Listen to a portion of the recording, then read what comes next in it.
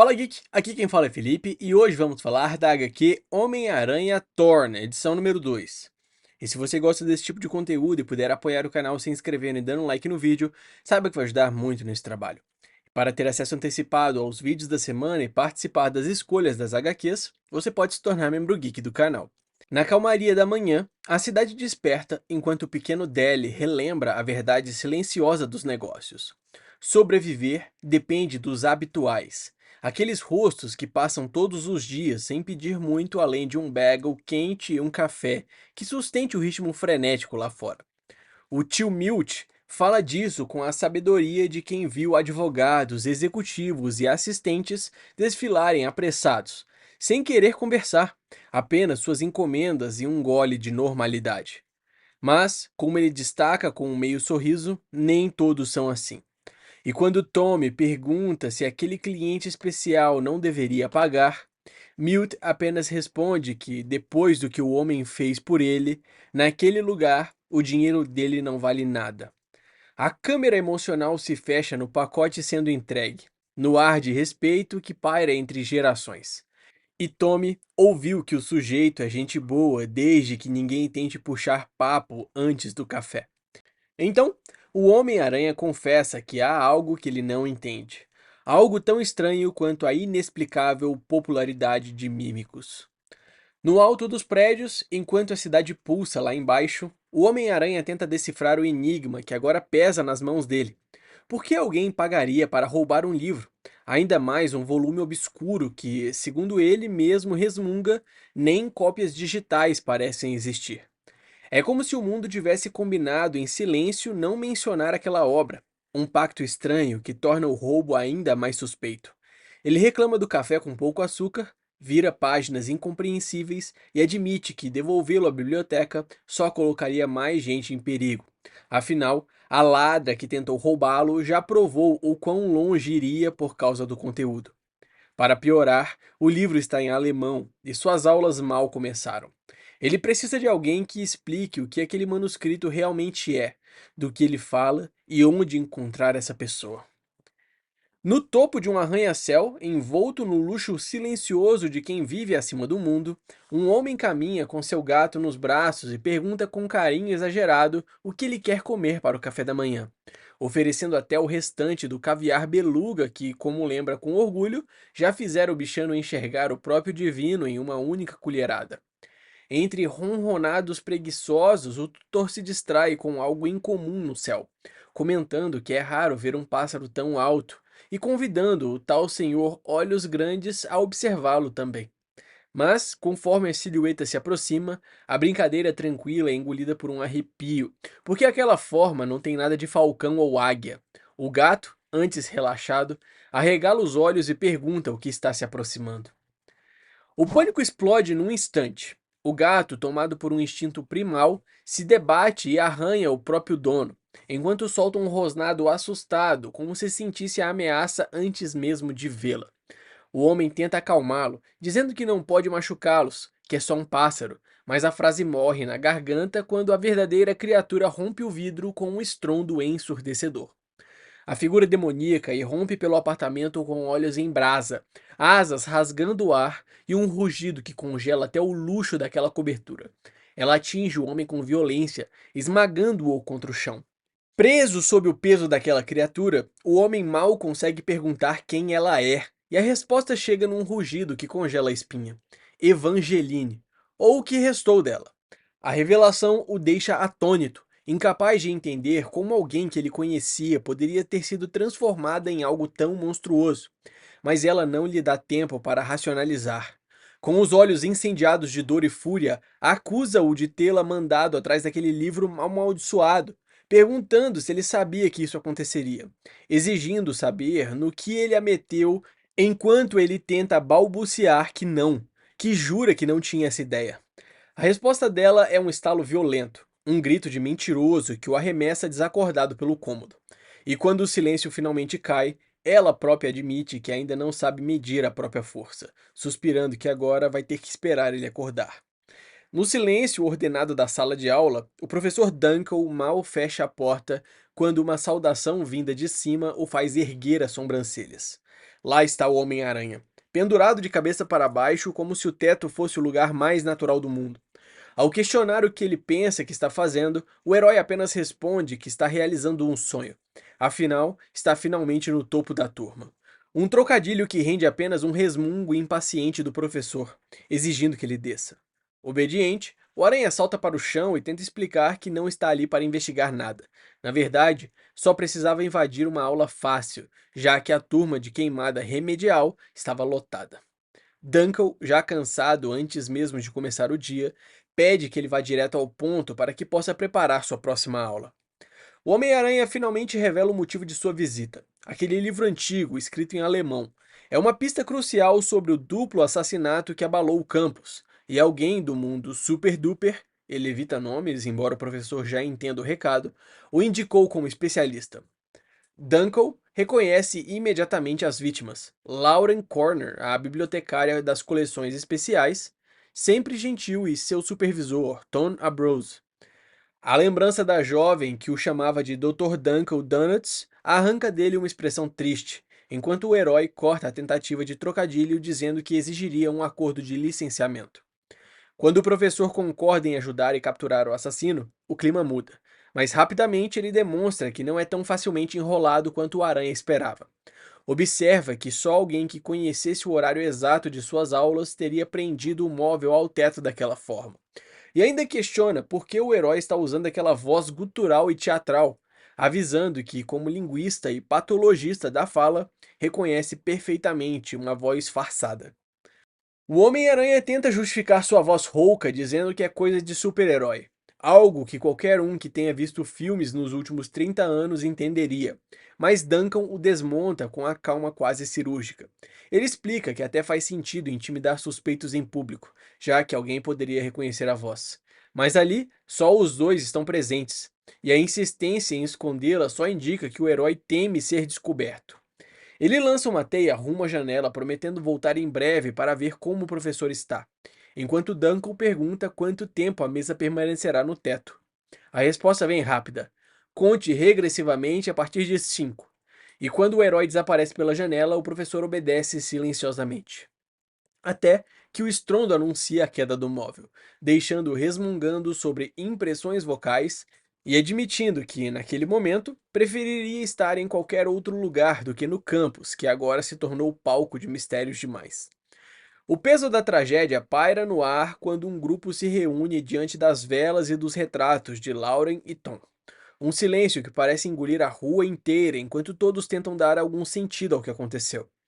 Gwen pergunta se já existe qualquer pista sobre quem fez aquilo, e Harry responde que não, que o assassino era profissional o bastante para cortar o sistema de segurança sem deixar rastros.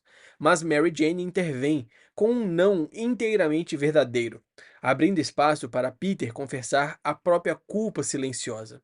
Ele ouviu o primeiro disparo, percebeu tarde demais o que era, e nas palavras que o atormentam, se tivesse chegado 10 segundos antes, poderia ter salvado Lauren. Gwen tenta convidá-lo para um café, mas ele recua, imerso no peso do que não conseguiu impedir. Até que Mary Jane o chama de lado, pedindo apenas um minuto para conversar. Sentados no parque, Peter tenta entender o motivo da inquietação de Mary Jane, mas ela respira fundo antes de confessar que a resposta não é simples. Há estudantes que a olham de um jeito tão intenso que, se ela dissesse vamos sair, alguns deles praticamente evaporariam diante de Deus e todo mundo. Ela fala com sinceridade amarga sobre o peso de ser observada, sobre como sabe quando alguém a enxerga e quando alguém não a enxerga, porque está distraído demais com outra coisa. E ao encarar Peter, ela admite que o ama, que valoriza o orgulho dele, mas também tem o próprio. E não pode continuar vivendo com a sensação de que está sempre em segundo plano.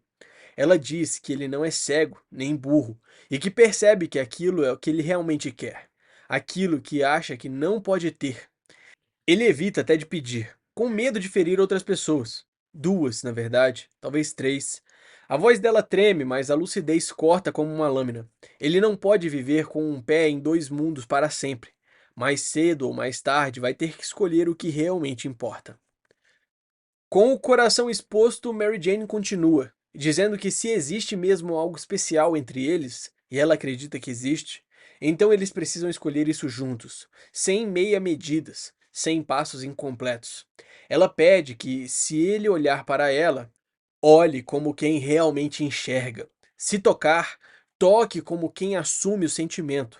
E implora que ele não a beije a menos que seja de verdade. A voz dela falha, a insegurança transborda em lágrimas silenciosas e Peter, em vez de recuar, aproxima as mãos do rosto dela com uma calma firme, como quem finalmente entende o que ela vinha tentando dizer o tempo todo. Ele a puxa para perto e o beijo acontece. Não como fuga, não como dúvida, mas como resposta. Ainda atordoado após o ataque, o homem tenta recuperar o fôlego enquanto a criatura, Evangeline, agora completamente irreconhecível, o escuta murmurar uma história que parece antiga demais para estar relacionada ao presente. Ele explica que, lá pelos séculos 13 e 14, começaram a surgir livros supostamente dedicados à necromancia e a feitiços proibidos. Obras como a Chave Menor de Salomão, o Necronomicon e o Grimorium Verum. Todos tão perigosos que possuir um único exemplar podia custar a vida em boa parte da Europa. Mas, segundo ele, ninguém que escreveu ou estudou aqueles textos sabia ao certo o que estava manipulando, porque a verdade por trás de tudo não tinha nada a ver com magia. Aqueles tratados foram vestidos de ocultismo, porque era a única linguagem que as pessoas da época conseguiam compreender. A realidade por trás deles era mais profunda e muito, muito mais antiga. Ele afirma que uma raça avançada já caminhou pela Terra apenas para ser banida sem deixar vestígios. Antes de desaparecerem, alguns humanos roubaram fragmentos dos conhecimentos dele, ciência tão poderosa que poderia permitir seu retorno. Para impedir que isso acontecesse, esse saber foi quebrado em partes e espalhado por diversos manuscritos, inclusive pelos mesmos livros que ele acabara de mencionar. Sozinho em seu escritório e iluminado apenas pelo brilho fraco da luminária, Duncan mergulha nas páginas do manuscrito, explicando que certos conhecimentos funcionam como nitroglicerina pura. Se faltar um único ingrediente, nada acontece. Mas quando todos os elementos certos se alinham, a explosão é inevitável. E esse livro, o Proteus Maleficarum, é nitroglicerina em sua forma mais completa. Ele recorda que a primeira aparição do Proteus foi registrada em Roma no ano 37 da Era Comum, e que apenas estar na mesma sala com aquilo enlouqueceu o imperador Calígula. Depois surgiram relatos no Egito no século III, na Síria um século mais tarde, até que já no século XIV, um estudioso traduziu o texto para o alemão e fez 3 cópias. Quando percebeu o tamanho do erro, queimou o original e planejava destruir as cópias também, mas algo aconteceu antes que pudesse completar a tarefa. Evangeline, tomada pelo horror de sua nova forma, exige respostas enquanto o professor tenta explicar a verdade que preferia nunca ter pronunciado. Existe um antigo ritual, uma fórmula criada para transformar alguém em servo daquela raça perdida. Um processo que exige sacrifício e sangue misturado ao do operador. E quando esse sangue toca o livro, ele revela o verdadeiro coração, a verdadeira face de quem o manipulou. Desesperada, ela pergunta se há como reverter aquilo, e o professor promete que sim, mas apenas se ela lhe trouxer o Proteus Maleficarum. Ela retruca que nem sabe onde o livro está, mas ele responde que isso já não importa, porque agora ela e a obra estão ligados. Para encontrá-lo, basta seguir a inclinação do que resta da própria alma. A revelação paira no ar, pesada e quase sobrenatural. Enquanto longe dali, Duncan encara aquelas páginas antigas e murmura a pergunta que talvez ninguém queira ouvir em voz alta. Será que alguma dessa loucura é realmente verdadeira? Duncan confessa ter feito sua própria pesquisa em fontes alemãs, e cada documento que encontrou só reforça a gravidade do que estavam lidando. Relatos de coisas terríveis, tão terríveis que ele admite que, se estivesse no lugar do Aranha, queimaria o livro sem hesitar. O herói responde que ainda pode precisar dele por algum tempo, mas já planeja escondê-lo onde ninguém jamais encontrará. O sino distante interrompe a conversa, lembrando-o de que está atrasado para um compromisso, um jantar com um amigo, como ele tenta suavizar. Ele agradece sinceramente por Duncan ter preenchido as lacunas e dispara para longe entre as árvores, carregando o Proteus Maleficarum, como quem leva uma bomba viva nas mãos. O professor o observa desaparecer no horizonte e murmura que espera que Peter esteja certo, mas duvida profundamente. De volta ao apartamento destruído, Evangeline fareja o ar como um animal ferido, tentando localizar o rastro do livro, sentindo sua presença dissolvida no nada, e repetindo para si mesma que precisa se concentrar, que não pode perder o fio que conecta sua alma ao Proteus. Mas a frustração vira fúria, e a determinação em recuperá-lo vibra em cada palavra que ela solta, prometendo que nada ficará entre ela e aquilo que poderá restaurar sua antiga vida. Enquanto isso, longe da escuridão e daquele quarto, Peter e Mary Jane caminham pelas ruas tranquilas, trocando provocações leves sobre pizza, como se o mundo ao redor estivesse finalmente em pausa. Ele defendendo o queijo de Queens, ela dizendo que é um discurso ousado vindo de alguém justamente do Queens. E os dois rindo sobre a eterna batalha entre massa e cobertura. A calmaria da caminhada some no instante em que o sentido de alerta de Peter explode em sua mente. Um estalo que parte a noite ao meio. Ele mal tem tempo de gritar para Mary Jane se abaixar antes que um rasgo de puro ódio mergulhe do céu, rasgando o ar com um grito que parece vir do fundo de um pesadelo. Evangeline cai sobre eles como um projétil vivo, olhos insediados pela dor e pela fome desesperada pelo livro. Peter se lança à frente de Mary Jane num reflexo instintivo, rolando no asfalto enquanto sente as garras dela arranharem o ar milímetros acima de sua pele. A criatura aterrissa com violência, exigindo que ele entregue o que é dela, e tudo acontece rápido demais. Evangeline se lança sobre Peter com uma fúria animalesca, exigindo que ele entregue aquilo que ela acredita ser seu por direito. Mas antes que consiga desferir o golpe final, Mary Jane surge com a coragem impulsiva de quem não aceita perder ninguém. O pedaço de madeira estala no impacto, arrancando um urro doloroso da criatura. O golpe desperta um sorriso distorcido na adversária, que rosna que ambas parecem ter garras, e promete ver como Mary Jane se sai contra as dela.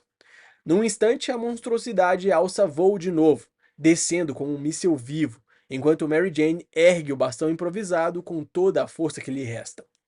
A luta explode de vez quando uma teia certeira atinge o rosto de Evangeline, arrancando dela um rugido furioso enquanto Mary Jane escapa por um fio.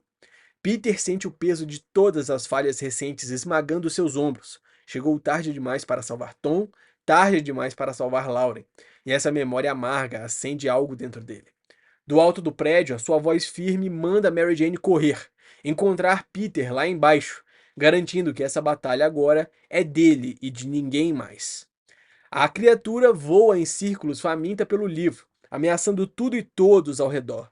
Mas o aranha já saltou do telhado com a determinação fria de quem não aceita repetir o passado. Ele se posiciona como um guerreiro à beira do impacto, pronto para impedir outra tragédia, custe o que custar.